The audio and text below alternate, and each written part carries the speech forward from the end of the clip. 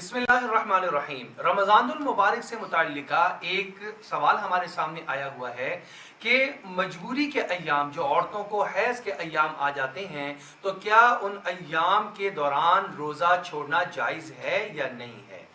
और अगर हमने रोज़ा रख लिया और दरमियान में हमारा हैज़ का वक़्त शुरू हो गया, माहवारी या मेंसेस शुरू हो गए दरमियान दिन में, तो क्या अब हमें रोज़ा खोल लेना चाहिए या रोज़े को पूरा कर लेना चाहिए।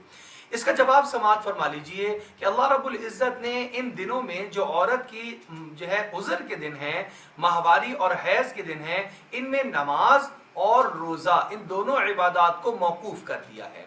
यानी इस वक़्त के अंदर ना रोज़ा रखेंगी ना नमाज अदा करेंगी, लेकिन इनका रोज़ा जो है उसकी क़ज़ा बाद में ज़रूर करेंगी।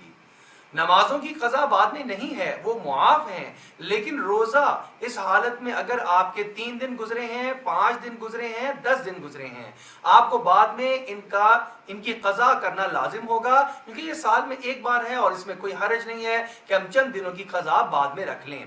दूसरा मसला, अगर रोज़ा औरत ने रखा और दरमियान में उसको माहवारी शुरू हो गई, तो इस हालत में आप नियत करें रोज़ा खोलने की या ना करें, आपका रोज़ा खुद ब खुद ख़त्म हो चुका है। ये रोज़ा आपको बाद में क़ज़ा करना होगा।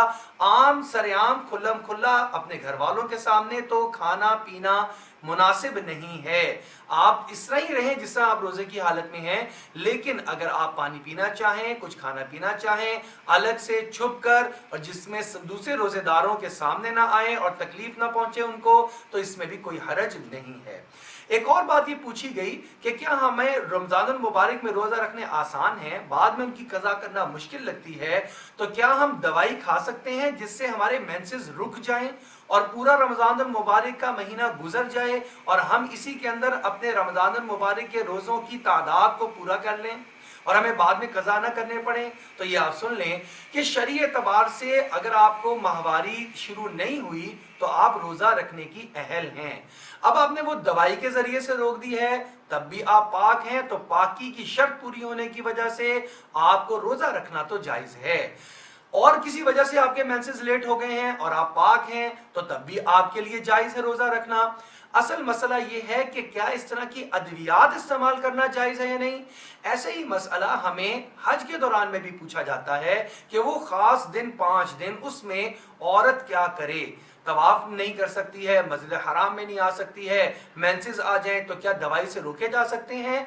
तो इस बारे में जो हमने डॉक्टर्स हजरात से मशवरा किया, तो वो ये बात बताते हैं कि आम तौर पे ये मेडिसिन खाने का औरत की सेहत पर कोई ख़ास नुकसान नहीं पेश आता।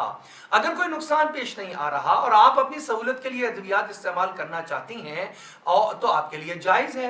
लेकिन उन्होंने ये भी बताया कि बाज़ ख़वातीन को इस तरह की मेडिसिन से एलर्जी हो जाती है, मज़ीद तकालीफ पैदा होने का खदशा है। अगर इस तरह की सूरत हाल है कि आपने दवाई खाकर अपने मेंसेस को रोका, उसकी वजह से आपकी और कोई तबीयत ख़राब हो गई, तो आपको ये अमल नहीं करना चाहिए, बल्कि अब ये रोज़े ना रखें और रमज़ानुल मुबारक पूरा होने के बाद इसकी क़ज़ा को करें। अल्लाह जल्ल शानु हमें रमज़ानुल मुबारक के रोज़ों को एहतमाम के साथ रखने की तौफीक अता फरमाए।